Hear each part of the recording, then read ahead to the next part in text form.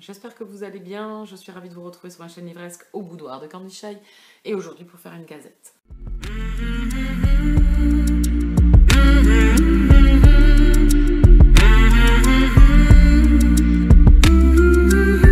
Je rattrape mon temps perdu, donc du coup je fais pas mal de gazettes, donc je tourne à l'avance bien évidemment pour avancer un peu plus rapidement sur tout le retard que j'ai pris. Je vais vous parler de deux lectures, une en dark fantasy, romance, je sais pas trop comment la cataloguer, et l'autre c'est de la romance contemporaine, un peu érotique on va dire. Le tout premier c'est Le sang des sauvages, le tome 2, Le prix d'Alcibiade de Farah Anna aux éditions Black Ink Edition. Roman que j'ai lu déjà depuis pas mal de temps déjà. Vous pouvez voir dans ma bibliothèque le tome 1 que j'avais adoré, que j'avais fait dédicacer par l'auteur à Paris, et du coup j'avais hâte de lire ce tome 2. Le tome 1 n'était pas passé sans émotion quand même, parce que mon petit cœur un peu fleur bleue avait fortement souffert avec tout ce qui arrive aux personnages divers et variés de l'histoire. Du coup, pour Sanae, notre héroïne, donc j'avais hâte de lire ce tome 2, et puis en même temps j'appréhendais beaucoup. Donc du coup je l'ai fait en lecture commune avec Shelby, qui a été ma petite épaule de souffrance, pour lire ce tome 2, qui franchement, je suis passée par plein d'émotions. Je suis passée par plein d'émotions, par l'amour, par la passion, par la colère, par la frustration, par l'écœurement. Encore un ascenseur émotionnel avec ce tome 2. Donc nous retrouvons notre héroïne Sanae à la fin, à la toute fin où on l'a quittée en fait du tome 1. Puis là, au même instant, on la retrouve donc dans une position un peu compliquée, on va dire. On l'a laissée au tome 1 où il lui est arrivé déjà plein de choses. Hein. On se dit qu'au tome 2, on va pas être épargné, il va y arriver encore plein d'événements. Donc je vais essayer de pas spoiler. Donc ici, on est dans un univers où on va avoir des combats entre deux nations. Voilà, sur une terre un peu fantasy qui n'existe pas, où on va se retrouver un peu à une époque chevaleresque, ou médiévale on va dire, où il y a des paysans en roi, enfin voilà, il y a une échelle pyramidale au niveau des personnages, et donc une nation de sauvages, on va dire, qui est contre cette cité, on va dire, et qui sont en guerre depuis pas mal de temps, depuis des années et des années et des années. Pourquoi, comment, on sait pas. Donc ça, on l'apprend un petit peu au tome 1, mais on n'a pas toutes les réponses. Et en plus, il y a des technologies que nous, on connaît en tant qu'humains, donc des pistolets, enfin voilà. Donc du coup, la cité est munie, elle n'a pas trop de... Enfin, les bourgeois et les aristocrates n'ont pas de maladie, la population a quelques maladies, et les sauvages donc essayent de perturber tout ça pour... en fait, ils sont à la recherche de quelque chose. On ne sait pas quoi au début, et donc il y a des conflits. Donc Sanae est une jeune fille à qui il est arrivé des choses quand elle était enfant, dans le premier tome. Elle devient adulte, elle rentre en fait dans l'armée pour combattre ces sauvages parce qu'elle a une vengeance à faire. Et donc du coup dans le tome 1 il lui arrive plein de choses, elle se fait kidnapper, enfin il lui arrive plein d'événements, et elle rencontre donc un des personnages, Laïs, qui est un sauvage. Et donc bien sûr quelque chose va commencer entre eux, quelque chose de compliqué, quelque chose de dur, puisqu'ils sont en conflit, hein. En même temps il y a quelque chose, il y a un sentiment, il y a une émotion entre eux, et puis alors ils s'épargnent ni l'un ni l'autre, hein. Surtout Lys, qui ne l'épargne pas du tout. Et dans le tome 2, on retrouve Sanae dans une position assez compliquée, puisqu'elle a appris plein de choses dans le tome 1, et donc du coup maintenant elle est à la cité, elle veut des réponses. Voilà. Donc elle va chercher en fait dans ce tome 2 des réponses. Et il va se passer plein de choses, il va se passer plein d'événements. Et donc entre Lys et elle encore plein, et Lys ne sait pas faire sans être cruelle envers Sanae pour lui faire comprendre les choses. Et elle est entêtée en plus. Donc il se passe plein de choses. Donc j'avoue que mon estomac a fait du hula hoop dans ce tome 2, que j'ai adoré la passion entre Lys et Sanae. Je l'ai détestée également. Enfin, cette lecture, c'est une duologie conflictuelle. Voilà, c'est très conflictuel avec soi-même. Le lecteur, je pense qu'il est poussé à ses retranchements. J'ai même fermé le roman à un moment donné, j'ai dit j'arrête, je n'irai pas plus loin. J'avais une telle colère, une telle rage en moi que je me suis dit j'arrête. C'est Shelby qui m'a dit non, calme-toi, essaye de te calmer et de continuer. Et effectivement, au fil des pages, ça a évolué et tout ça, mais j'ai gardé ce mal et cette rancœur en moi. Le final est très bien, mais je reste sur ma faim parce que j'aimerais quand même une suite. Alors je sais pas si c'est prévu ou un spin-off, plutôt peut-être un spin-off, mais en fait on reste, l'auteur s'arrête sans s'arrêter quoi. Et en plus elle s'arrête sur un truc de fou quoi. un truc de malade. Donc je sais pas. J'ai envie de savoir la suite ou quoi, parce que en fait, deux des personnages se retrouvent, se confrontent l'un à l'autre, l'un face à l'autre, et donc du coup, nous, on reste là. Voilà, et ça s'arrête. What? Pourquoi? Pourquoi me faire ça? Parce que moi, j'ai envie de continuer, du coup. Parce que pour moi, c'est pas fini.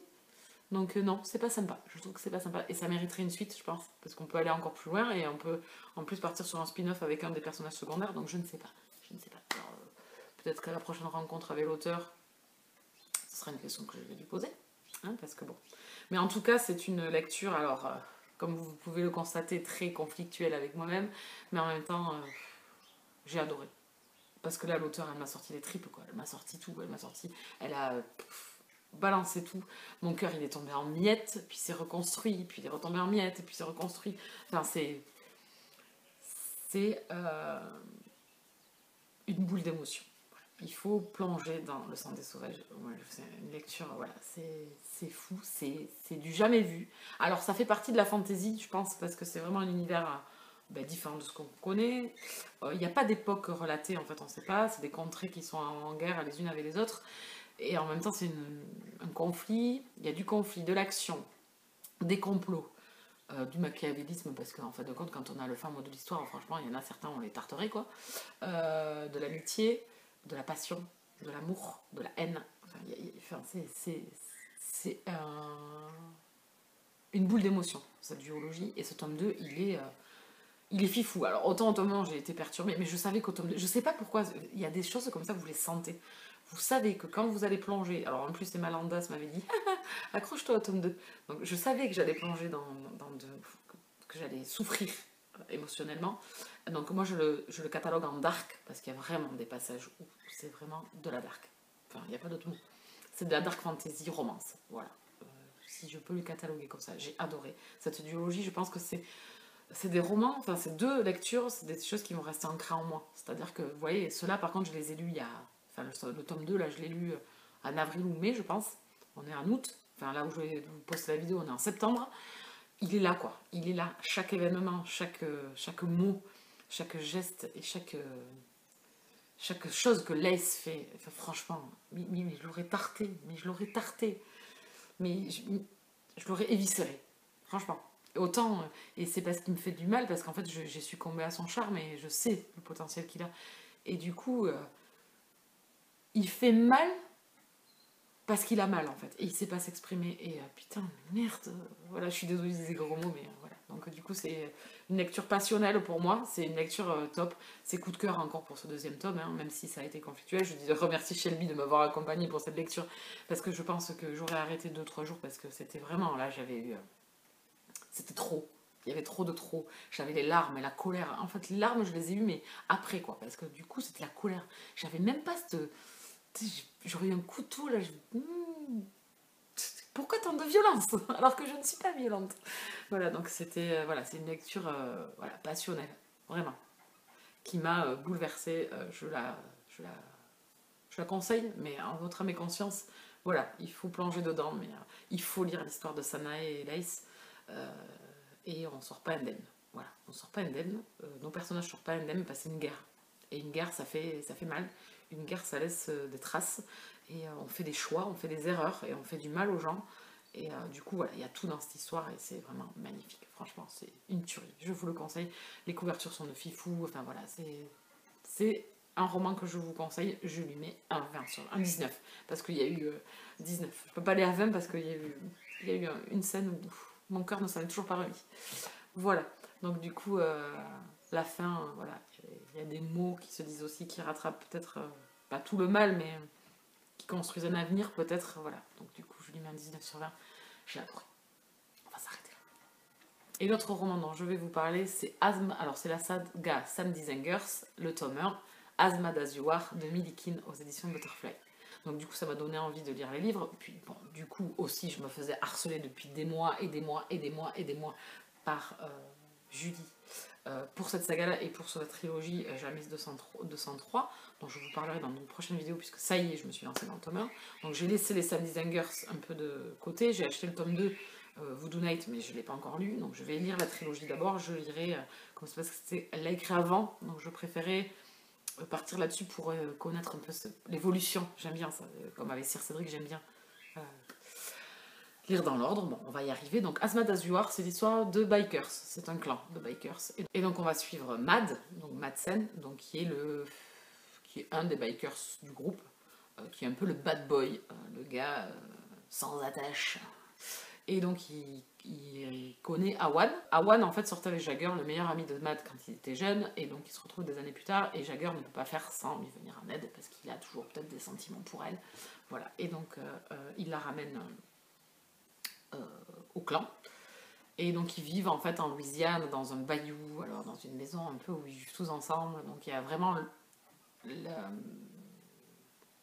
l'atmosphère et le lieu qui jouent une grande importance, je trouve, dans le récit de Millie. Et donc il y a la romance entre Mad et Awan. Alors là, pareil.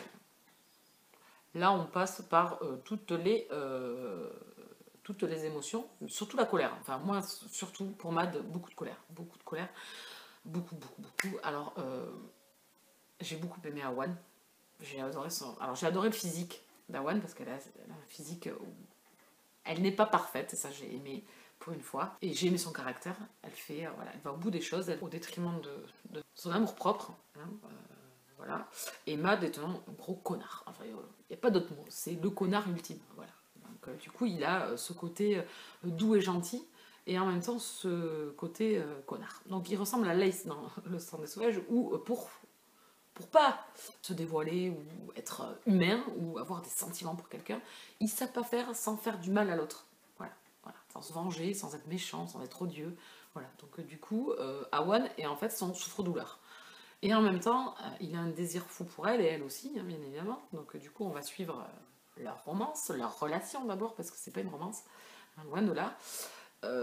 Et leurs complications, voilà, mais on passe partout là. Voilà.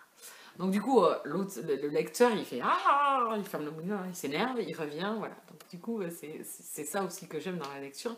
Et il y a aussi cette omniprésence du lieu où nous a amené Millie et les autres personnages. Voilà. Donc il y a plein de personnages. Donc il y a le chef, il y a les autres bikers. Donc il y a Jagger, l'ex-petit ami. Il y a le pop. Alors moi, le pop, il m'a tapé dans l'œil. Il y a Keegan vers la fin, donc voilà, pareil, qui m'a tapé dans l'œil, donc j'ai hâte de lire le tome 2, bien évidemment, parce que le tome 2 sera sur Keegan, le tome 3 sur Jagger, et après, je sais plus, le pop, je pense, le tome 4, parce qu'elle fait je suis sur un groupe où elle nous poste des fois des bouts de ce qu'elle écrit. On suit tous ces personnages, on apprend à les connaître tous, passé, présent de ces personnages.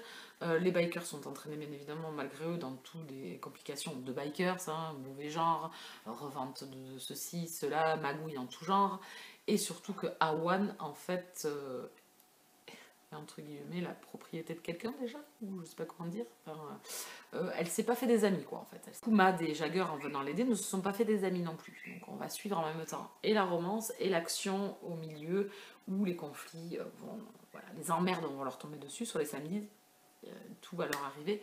Donc du coup Awan est un peu le chat noir qui a mené un petit peu le bordel, donc du coup elle est mal vue par certains et par les brebis là, les nénettes qui sont au club et qui en fait sont là pour écarter les cuisses, il n'y a pas d'autre mot.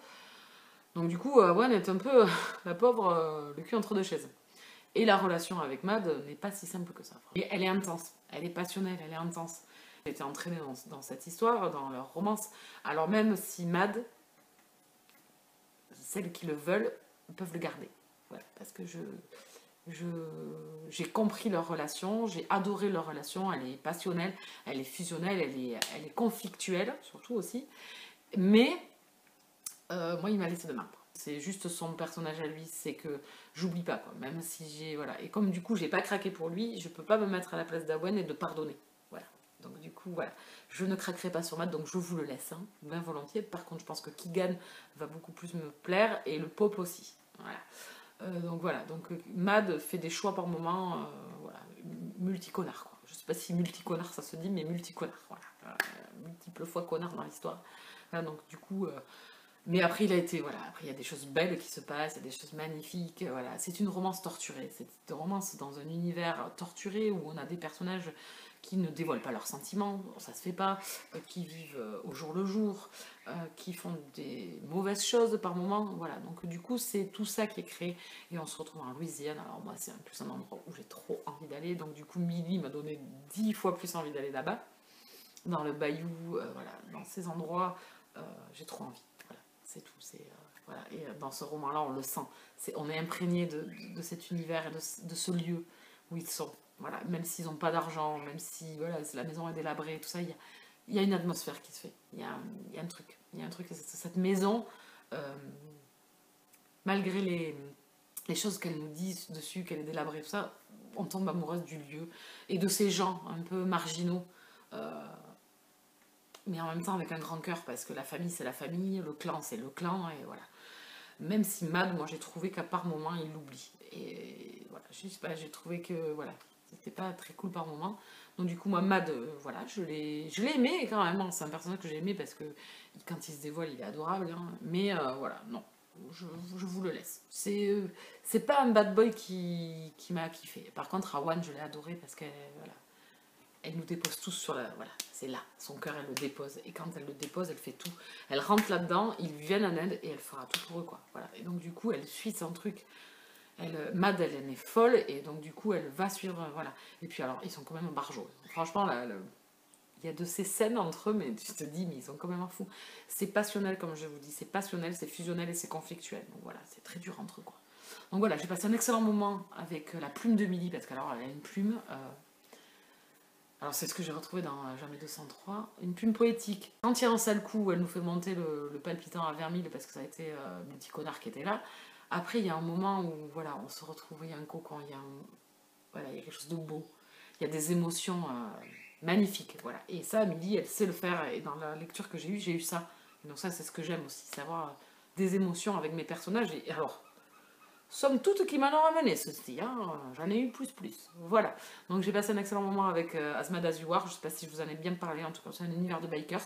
Continuerai la saga parce que des personnages secondaires m'ont beaucoup plu. Beaucoup. Plus les personnages secondaires du coup auxquels je me suis... voilà, où j'ai pris quelques bribes de ce qu'on me donnait, donc du coup j'ai hâte de continuer. Voilà, donc c'est réussi avec cette nouvelle saga que je vais continuer, et je lui mets un 17 sur 20. C'était d'excellentes lectures comme vous avez pu le voir. Je vous laisse là, je vous dis à très bientôt. N'hésitez pas à mettre un pouce sur la vidéo, à vous abonner si vous arrivez sur la chaîne. Je remercie ceux qui sont déjà là depuis, qui se sont installés sur la chaîne. En attendant, je vous laisse là, je vous dis à très bientôt. Bisous, Kala!